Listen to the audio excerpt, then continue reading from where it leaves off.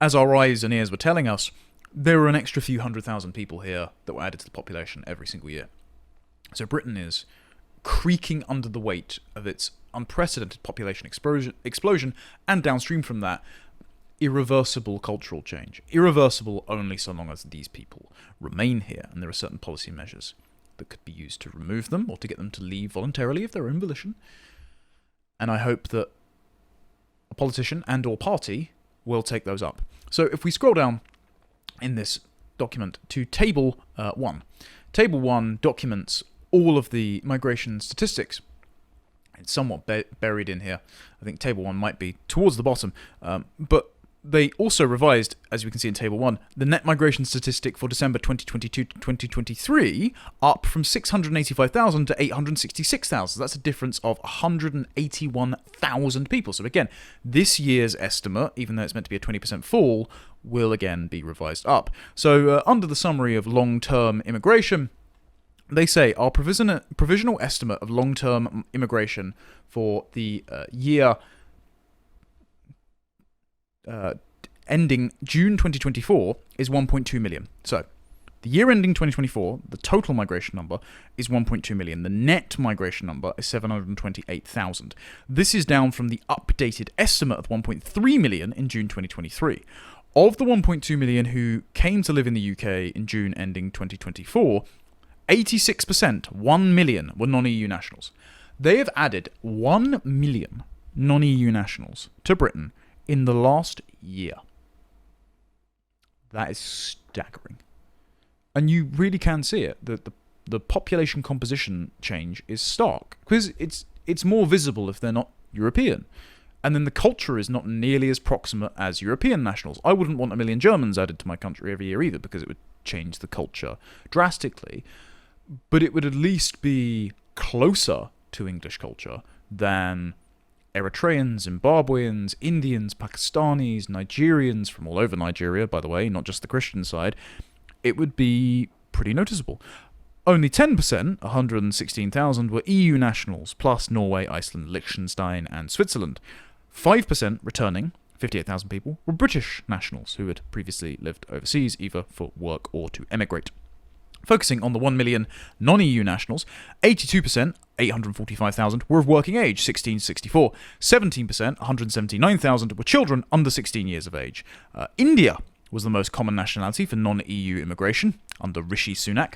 For both work-related, 116,000, and study-related, 127,000 reasons in the year ending June 2024. Bear in mind, of those people, if they arrived here at age 25, according to the OBR, and they work, 60% of them are still net taxpayer recipients of the working ones.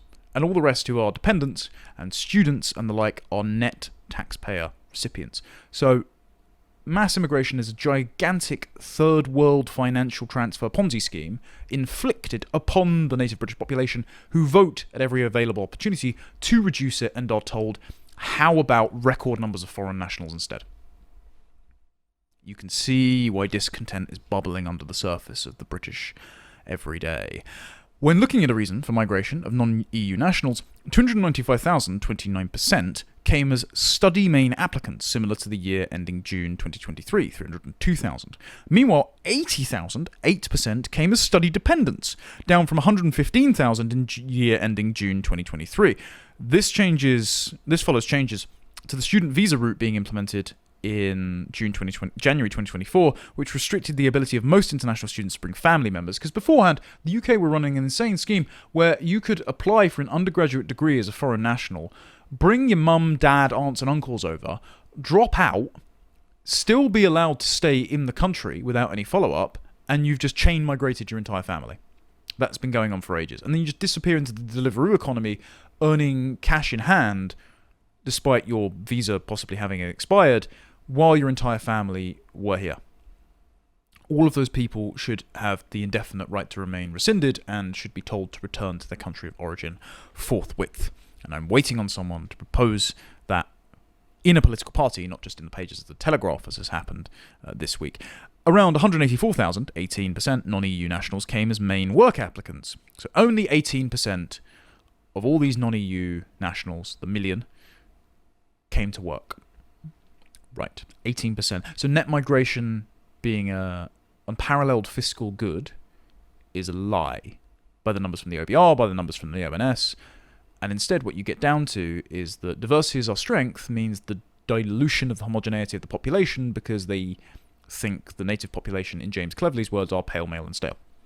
So they think that enrichment is actually changing the entire demographic composition of the country by top-down design. And that's just what Keir Starmer said. So he's not a far-right extremist, right? It was down from the year ending December 2023 at 219,000. The number of work dependents who came to the UK in the year ending June 2024 was 233,000, 20% of non-EU nationals. So listen to that, right? Non-EU nationals, total percentage, 233,000, 23% were dependents. 184,000, 18% were workers. So the workers brought more dependents than the workers came over. So, again, 60% of those workers are net tax-paying recipients, and then they are outnumbered by the number of dependents. So they've got lots of dependents also taking out the tax system. So the native hard-working British person, who on average contributes positively to the public purse, they are having their income taxed at record levels since the Second World War to be spent on foreign dependents who are coming over in their millions every single year. Right. This is actually up now, the work dependents, by the way, from the year 2023, ending in June. It's up from 166,000. So that's, what's that, 70-odd thousand increase?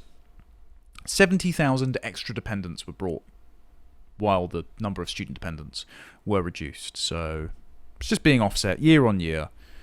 People are just taking advantage of the very liberal visa system that the Home Office is running in order to get into Britain and sit on benefits at our expense.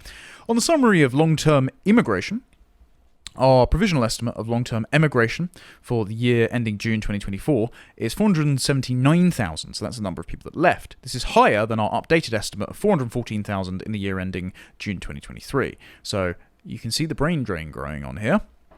Of the 479,000 people who left the UK in the year ending June 2024, 44%, 211,000, were EU nationals, 39%, 189,000, were non-EU nationals, so we've got a net 811,000 non-EU nationals added to the population, and 16%, 79,000, were British nationals.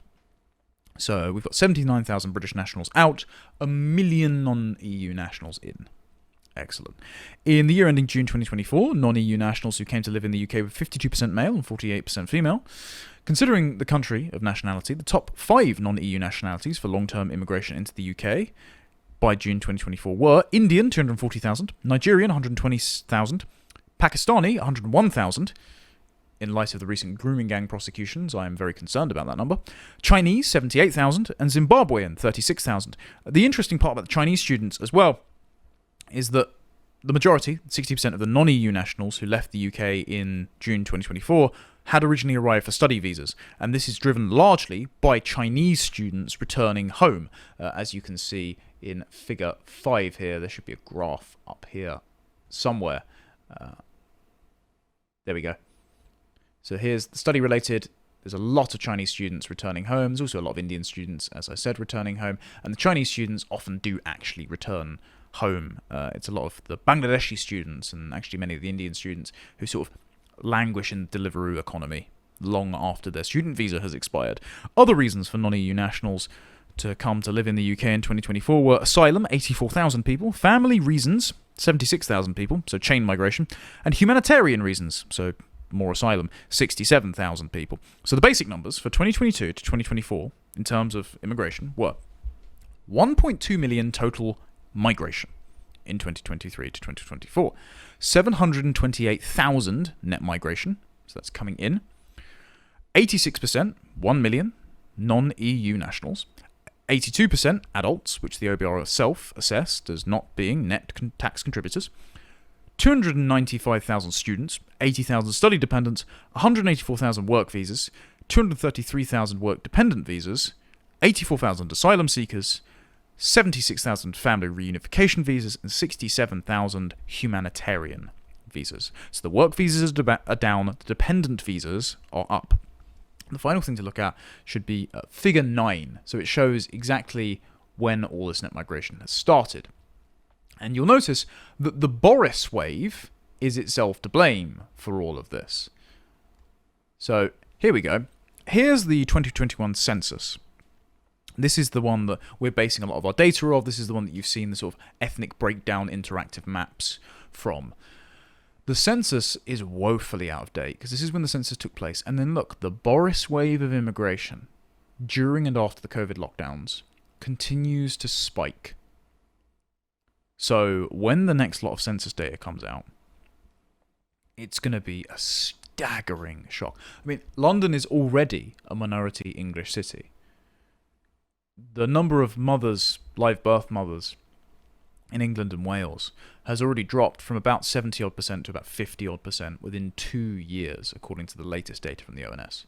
When we find out the actual population figures and population ethnic composition of this country after this many years of what Keir Starmer called an open borders experiment, we are going to be absolutely flawed. And so anyone saying, any politician saying they are not concerned about the unparalleled, unprecedented levels of demographic change and thereby cultural change and economic privation is not serving the interests of the native British people that they purport to represent. So every single politician should be concerned about the level of demographic change, especially because people from elsewhere have cultural, historical, familial baggage which prevent them, disincline them from buying into British values or British identity, as is much better.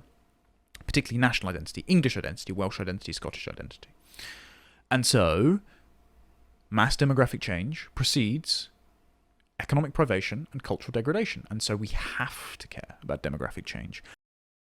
Thank you for watching that clip from Tomlinson Talks. If you liked that and you would like to see more, you can get the full 90-minute show every week on a Wednesday afternoon, live from 3 p.m, only on lotuseaters.com, and all of the other content that my colleagues produce behind the paywall for as little as £5 a month. Thank you very much for supporting us, and I hope to see you there. Until next time, goodbye.